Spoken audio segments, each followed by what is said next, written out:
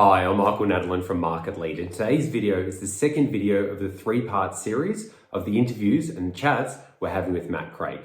So the last video was on e-commerce, the biggest opportunities and also the biggest mistakes. Hope you went through it, hope you implemented it. But today's video is on B2C lead generation. So similar to the last video, going over the biggest mistakes and the biggest opportunities as well.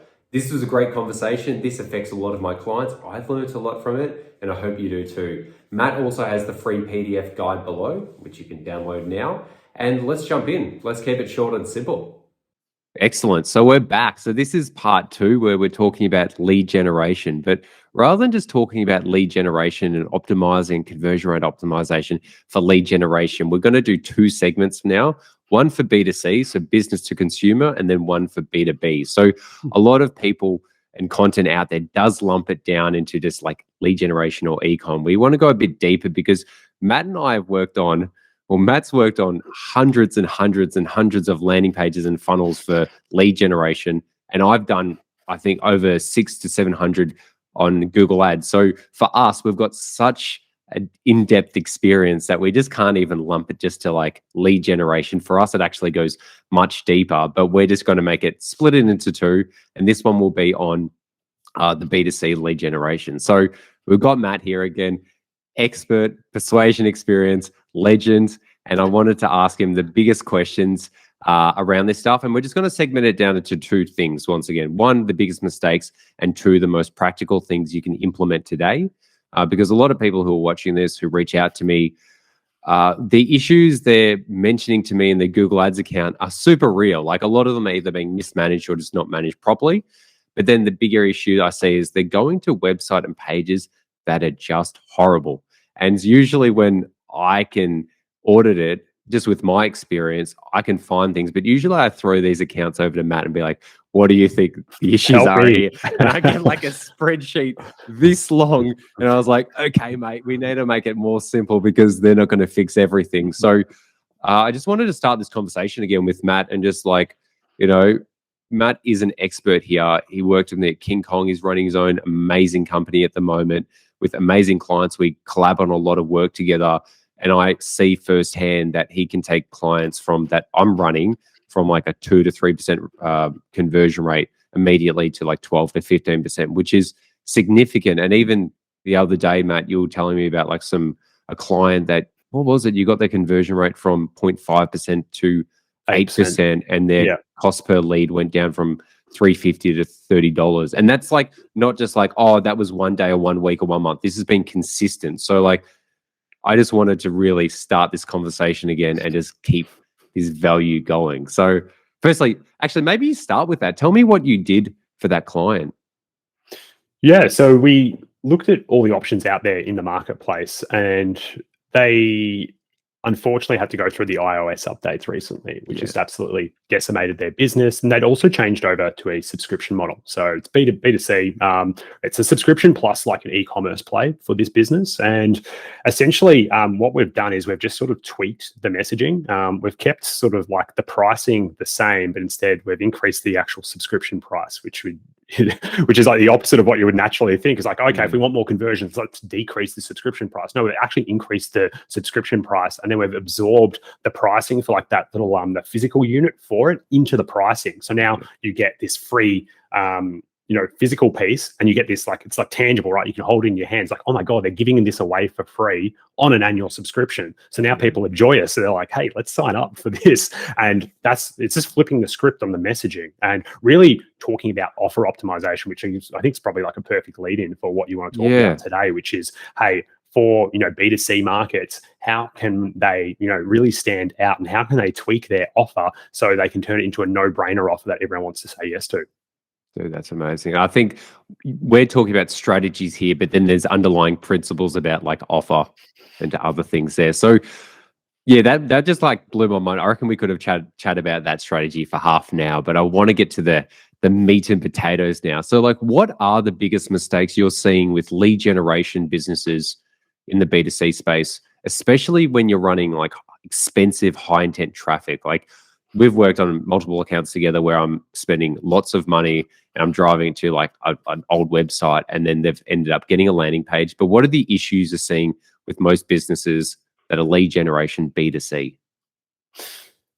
Sometimes they give away too much information, right? Like, I remember I was working with sort of like a modular home builder back in the day, and they had pricing on their website, right? And there were some of these modular homes, and the pricing on this like pricing PDF that you could just access without like, it was nothing was gated. You didn't have to put in like a name or email address. It was like $400,000, $500,000 for like this modular house. So how are you going to understand the tangible value of this house without having to speak with someone, right? Because this is like a high ticket purchase. So what we actually did is we just did one change to the website, and we increased the conversion rate by 500% and had just an inflow of leads by coming through. And yeah, we just took off that pricing table, right? Like, took off the pricing PDF because people wanted to get the information. So that's one of like the first sort of traps that people can do, is they can actually give away too much information on this. And now the next big thing is really just starting to focus on that offer. So that would be sort of like the second big thing that people sort of make a mistake on when they're doing like their lead generation, right? So they focus on like, hey, have a chat with our sales team. No one wakes up in the morning saying like, I cannot wait to speak with the sales team about, fixing my fence. I cannot wait, right? Or, hey, get our free sort of, fencing style guide and get $100 off your next lot of work, right? People will be a lot more inclined to sign up for that and say, hey, get a quote or something like that. So, and we've worked a lot on those, say we'd call them like a tradie campaign or something like that. Yeah. And everyone's like, hey, get a quote. Or if you sort of see it in the software market, it's like, get a demo. Not many people want to get a quote, or not many people want to get a demo, right? Like they want to, you're not making it easy for them to get in touch with you, right? So that's where you need to really tweak it and come in from a place of value. And that's sort of the main thing that we see with like like offer optimization.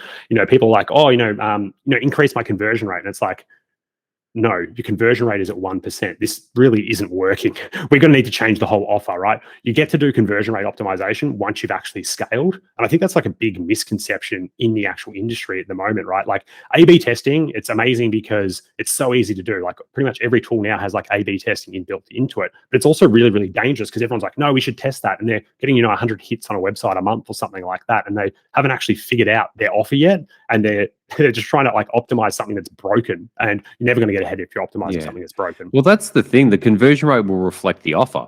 Like even if it's e-commerce, if you've got a product that's the competitors are selling for $20, same product and you're selling for $100, you could tweak the website anyway, and it won't sell because there are things that are just not compelling. But like especially in the lead generation space for B2C, like people are aware of their options. They're going to click on 4 ads and look at the competitors. And if one competitor has a better value offer, they might be charging 2 to 3 times more. Like I was reading a book on pricing recently, and a lot of people can just demand more price because they've got a better offer. And then a lot of businesses are trying to fix their business with like advertising and conversion rate optimization when the offer is just straight up shit. And I know that's why, like for you, it's super natural just to like be like, yeah, just fix your offer. But a lot of people don't think like that. They go, oh no, this is just the way I've done it, so this is the way it should be. It's like, no, your lead generation is a reflection of like your offer, and your offer is a reflection of like your business. So like you shift that and your business will change. Now, there's people who say like, oh, but this is what everyone else does. But it's like, okay, well, you'll just keep getting the same results. Like if you'll get the same results as everyone. Yeah. Yeah. And it's like, if you're not happy, like why do you think you're going to get better results by doing the same thing? Yeah. Yeah, totally. And we have a lot of different processes. As you know, my co-founder, Alicia, loves her frameworks and everything like that. So we've got some guided frameworks around, what it matters to actually create a really good offer. And really good marketing comes down to this, right? The target market that you're serving, and then you've got your message, right? How you're actually going to attract them. And that's sort of, what ad are we going to put in front of them? And then once we've got their attention, what offer are now we going to put towards them to get them to convert? So those are like the 3 core pillars that we are always focusing on when we're creating our offers. And one of our frameworks and processes is called the Golden Hippo offer, right? And we call it that because it's named after one of our favorite direct response brands in the world called Golden Hippo. But the other reason why we've called it that is like, there's just a sea of gray out there. Everyone just looks at their competitors, they look at their pricing, they look at their offer and just sort of copy that. And you've just got like this really murky, just all these gray hippos out there. And what you want to be is a golden hippo that truly stands out. And you do that with your offer. And when you've got a really good offer, it makes your messaging easier and it makes it easier to attract your target market. Yeah. So just I'm putting you on the spot here. Do you have any offers that you've done recently or even over the years that just by tweaking the offer, you've seen it significantly change the business? Like an example top of mind? Yeah, so like a startup in the home space, in terms of like the offer, we're going after first home buyers, and first home buyers, you see all these, get $20,000 off. Like there's sort of, like there's one-time promotion offers if you sign up for July and August. And what we've done is actually, instead of going just for those in-market leads, we've just taken a step back in the buying process. And we've said, hey, just get an info session to figure out how you can get a home in the next 6 months, even if you've got a $0 deposit right now. So it's a 15-minute info session. We just had all these people raise their hands, right? Because people didn't want to get hard closed and like get $20,000 off or get a free plasma TV if you sign up. And they actually wanted to get the info session. And this was a business that had they had like building experience, but they had like no reputation. It was essentially a startup, and within 0 to 18 months, they'd made $12 million in new home builds over in Perth. So that's just like an example of creating a really like polarizing offer and really giving the market what it wants. And that's what a good offer will do, right? It will show them how to get their dream outcome as fast as possible. Yeah, that's amazing. I think it also fits in towards the different stages of the funnel where a lot of people are focusing on just buying intent traffic, or even if any traffic comes to the website, they've got an offer like that's aligned with a buying intent person. But most people are not in buying intent, they're in research or education. And with this, it kind of nails the education piece, that even if they've got a high intent and they're ready to buy now, one, it shows you're trustworthy because you're putting out information and not trying to sell. Two, the people who are wanting to buy will just hit you up anyway. And then like three, you're just educating people. So when the time comes that they are ready to buy, the trust is there and they're ready to go through, which is really good you said that, because that's like it's like a lot of people look into funnel, like, but there's also like different layers to it as well. And I think that you just mentioned there, like taking a step back, you can actually be like multiple steps forward, because there's actually got to be more people in that research and education phase that, they might be ready to buy next week, but not today. But if you serve them an offer that was about today, then they wouldn't have been interested, because people aren't going to remember your brand anyway. They're going to, like, if they click on an ad and go, that's a good offer, and then next week, they're not going to go, oh, Matt's business. They're going to go like, just Google again and just see whatever comes up. So that was really valuable. Thanks for sharing that. Like, and it's similar to our last video, like I'm already learning again, and we speak all the time. It's all about having a long-term focus. And unfortunately, like a lot of business builders and a lot of business owners are very short-term, like, okay, we need to get the cash in today. But if you just have a bit of have a 6-month or a 12-month play and start to build these relationships earlier on, it's going to pay handsomely in the future. And I think the best way to describe this is like an analogy, like department stores, right? We have Myer and David Jones here, and you go there and you're like, where the hell are all the people that are going to help me buy my jeans today? And there's like literally only ever like one person. It's like a checkout chick, and like she's just at the cash register. There's like a line of 8 people. That's most business builders and business owners when they're thinking about their marketing. They just want to be at the register. But meanwhile, there's all these people. There's like literally hundreds of people in the aisles trying to find their perfect pair of jeans and t-shirt and things like that. But they're not being served. They've got questions and they're not being served. And it's much the same in the online marketing space, right? You've got hundreds, thousands of people right there, like right now, searching for what you want. And because you don't have like a funnel set up, because a funnel is just the buyer's journey, right? People need information. They've got these problems occurring. They don't know how to fix them. If you can meet them where they're at, they're going to naturally gravitate towards your business, get into like the funnel, and then you're going to turn them into profit at the end of the day. Yeah, that's actually quite profound you say that, just because from my own experience, even just like as a B2C consumer or B2B, for like even when I purchase things for my business, it's like sometimes like I won't even be on the fence. I'll be more off the fence on the side of like not wanting it. But when I just chat to someone and get a bit more education, I'm like, oh, actually, you know what? I will go with this. Yeah. And I'd like that education piece isn't just to push people over the fence. It might actually be helping people get up on the fence and they're ready to jump off when they're ready. So that's really like, I've never thought about it that way. And it's interesting because before this call, I was telling you, like, I've had like 7 emails this morning from people I was chatting to about 7 months ago who want to start working with me. And like, I've just been releasing content myself and I haven't been doing it to get anything from it. But you kind of forget like, oh yeah, when you kind of not front load, but do the work over time, like people will kind of come. Like I could be going direct, like who needs Google ads right now? But I'm up against all these other agencies and everyone else. But now the fact that I've built these relationships, built trust, people are just like directly messaging me going this, like, they're not hitting up other agencies. So that's a perfect example of like that's more B2B, but like it's the same with the B2C market as well. Yeah, it's people looking for information, and there's like just thousands and thousands of people out there with a problem right now. They just don't know you exist, so they can never come. So like meet them where they're at, and then they'll gravitate towards you.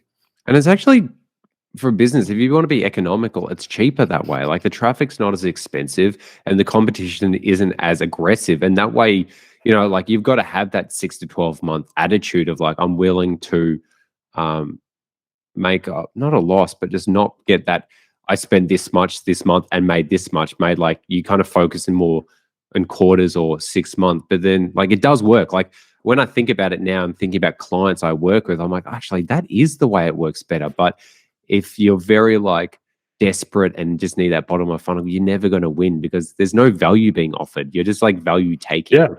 And like, just think of like a really large circle, right? Like that's the whole addressable market. Within that circle, there's just like a little bit, right? It might be 5% of the circle is hyperactive. They're going to want to buy in the next week. The other 95%, they're going to buy in the next 6 weeks, 6 months, 12 months, right? Yeah. And it's just like, you know, do you just want 5% of like the pie or do you want the full pie, right? And like get out there and start marketing to them. And then obviously, you know, like it does, once you start to go out into that entire market, you do need to start to set up, you know, systems to now nurture people, right? So you might need to set up a simple little email flow to get them coming back. But if you truly want to scale your business, you are going to have to go to a broader market and meet your customer where they're at and build out your funnel. Yeah, beautiful. I feel like we could keep talking about mistakes, but I want to jump into maybe the more practical aspects now. So I know there's on-page aspects and then maybe like there's offer, then there's on-page, and then there's like the post-lead experience or post-like interest experience because people aren't going to directly buy. So for B2C, what would you say would be the best way to create an offer? We'll go through offer, then page, and then post-lead experience. Like, what would you recommend for a business owner who's trying to create an offer? Well, the offer is really what is the dream come true experience for our customer, right? Like, what do they want more than anything else, right? And really starting to understand like their psychographics, and then really starting to then think about how quickly can you actually deliver it. Because like I view pricing as like a trivial matter. Like most people are happy to pay more if it provides a better solution. Like I'm inclined that way. And, you know, ultimately, if your customers are price conscious, like they're probably never going to be a good customer anyway. So just try to go for the top of the market. And really start to think about like, okay, well, what would be that dream come true experience for my customer? Okay, what would be the first thing that they would potentially need? So I think to make it really helpful for the audience, do you have an example of a market where we could just design an offer on the fly? What's a good B2C? There's a lot of like specialty fields that kind of like people are like for a dentist or a doctor that they know they'll pay a premium, so that doesn't matter. Maybe like, well, maybe just like a home buyer or like someone who's doing home buying or home buying advice. I think dentistry is really competitive, so let's do that. Yeah. Okay. Let's go with that. So what would be a sick offer? Like a lot of them are just like, call and get your booking now. Like it's just like, it's pretty much standard where they expect the sale immediately. Like if you've got a new dentist, for example, they're started up, like, yeah, they're going to get clients, but they just want to get more clients and they're happy just to like offer more value on the front end. Like what would you recommend? Yeah. So first thing to do is go type in dentist near me into Google, right? And just have a look at what the competition are doing. Because the thing with like, say, like local area marketing and say in the dentistry space is right, like you've got your competition, you know who the players are. So all you need to do is be just a bit better than them. And they're always just like, call us today or make a booking with us today. And it's just like, you know, maybe our offer is something along the lines of, hey, get half price x-rays, right? And when you go see a new dentist, you always need to get half price x-rays. So like maybe when they come to the landing page, it's like, hey, don't get stung excess fees on x-rays when you join a new dentist, get half price excess todays and also like a 12-point whitening check on your teeth. And that's just the idea of like, okay, they're going to the dentist because there might be an issue with their teeth. So we've got the x-ray to, you know, put that at ease, but then they're also giving them the dream benefit of having like a really healthy and glowing smile. So that would be sort of how I start to think about it. Okay, we've got the dream outcome, and then we've also got, hey, yeah, we've got like this offer for them to engage with. But obviously, once they've signed, once they've come through this offer, we then want to have like a back end offer. So when they've come through the half price x-ray, oh, hey, do you want to sign up for your next 10 sessions and get 1 session free? Yeah, of course. So now you've just turned one customer, you've got all the cash up front, and then that can fuel more of your marketing. Yeah. Also, just thinking that a bit of a brain insight is sometimes you can probably turn your weakness into a strength. So, like a lot of dentists, like I know for me, if I wanted to get an appointment this week, I'm not getting an appointment. So, you could even have the offer as being like, if you don't have many clients, like book an appointment, get an appointment in the next 2 days. So, like you actually have that like opportunity, or if like you're a small business, it's like whatever your offer is like get your work done this week, which also like plays on the strength of the competitors knowing that you're gonna have to wait longer. You're probably going to pay more. So I just the thought only I'd thing, add this on. the only thing better than free is fast, right? Yeah, like, man, that's why, a huge thing for a lot of people now. Like convenience, they're used to like the Amazon, the TikTok, like that very fast dopamine, and it's like impatience is real. So like over price, I'm finding like speed of quality service is more important. Yeah, 100%. And it's like, it's like piracy, right? You got piracy, and then you've got like Spotify has come through the ranks. And it's like people would prefer to just get Spotify because they can just get it instantly, right? Yeah. They can get their fix instantly. Whereas like, piracy, you might need to get a virus, you need to upload it to the computer, then upload it to the phone, right? It's just like, then it takes like 2 hours to like listen to one song. So, it's like, that speed of implementation is really, really important, especially in like the lead generation space. Beautiful. So if you can cater for that, naturally you're going to like gravitate to like the top of the market. That's amazing. Beautiful. Now let's jump onto like the on-page experience of being a website or landing page. What would you say are like the quick things if someone could do, like, headlines, offer, top, above the fold? Like what are your things that come to mind immediately that you see most business have issues with, that if they just did these 3 things, you'd be like, boom, amazing? Yeah, it's what I would call the messy middle, right? Like people might come through to a landing page, but then they want to see your Google reviews or something like that. Or they might click on a Facebook ad. They're like, oh, are these guys actually reputable? So what you do need is you need to like, if you're making bold claims, you need to make sure that they check out on the internet. And at the end of the day, you are who Google says you are. So you better have those Google My Business reviews. You better have video testimonials from clients. And if you've got that, naturally, that's going to be a huge win for your landing page. You're going to be getting more conversion rates. And ideally, you just want to like even stop that step from happening, right? Like there's the messy middle. If your page is so good, then you can actually just avoid that whole step of them like, oh, like maybe I'll type it in Google, and then they get the 3 competitor offers. So if you've got like the video proof and like the testimonials to back up like the case that you're making, they're like, oh, these guys, they've serviced 10,000 local patients in Windsor as a dentist, right? Of course I'm going to choose them, right? It's a no-brainer. So that would be the first one. The next thing that we find is people are just way too timid with their marketing. And if someone was to have a bad experience with your company, what would you do? Right? You'd probably refund them. You'd try to make it right. So the way to be really, say, aggressive with your marketing, but also to like naturally attract customers is to guarantee the work that you do, because naturally you'd make it right, but you don't really say that on your landing page. So you've got to really stand by your claims. And like, if you're going to back your service, other people will back your service, right? But if you won't back your service, how could you expect a potential customer to? So having guarantees on your page will just naturally increase conversions for your B2C campaigns. Beautiful. That's amazing. And then on the post-lead experience, so like let's just say someone submitted whatever stage of the funnel, like talking about like email marketing or follow-ups, like what are the simplest practical way just to ensure that you've got engagement and follow-up post the lead submission?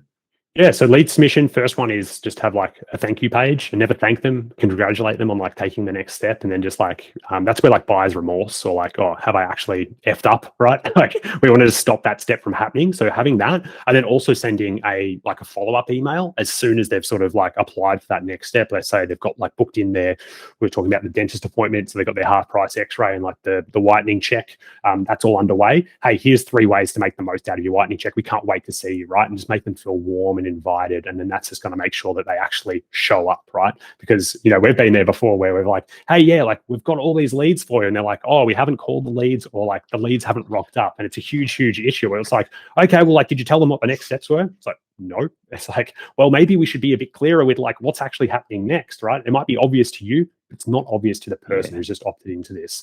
So really just making it sure and like sending out that, thank you note, here's what happens next in that email. We'll just get like better attendance on that next step in your funnel, whether it's, an in-person visit or making sure that they're home when you rock up to their house, if you're an electrician or something like that. Hey, you're all booked, and just clarifying that next step is really, really important. No, that's really good. And whilst that might seem oversimplistic to us, like a lot of times, one, most businesses don't implement it, and 2, like even if they do, they just don't keep it. They either make it too complicated or just don't simplify it enough. So That is wonderful, Matt. So thank you so much.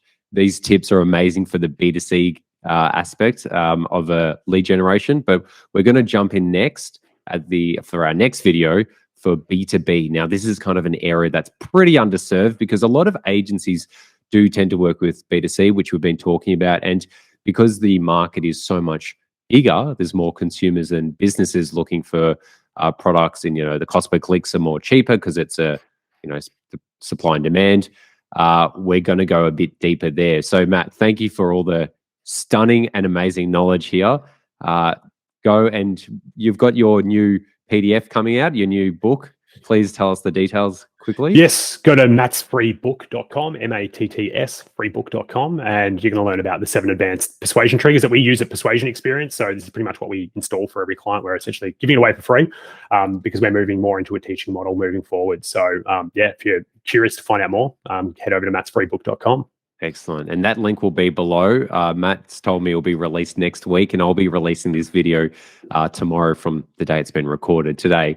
So if the link is not there, it means the site is not ready to go, and I'm going to be hounding Matt to make sure he's got the best user experience of just having it up. So thanks, Matt. I appreciate this. I know everyone will get a lot of really good knowledge and practical steps from it.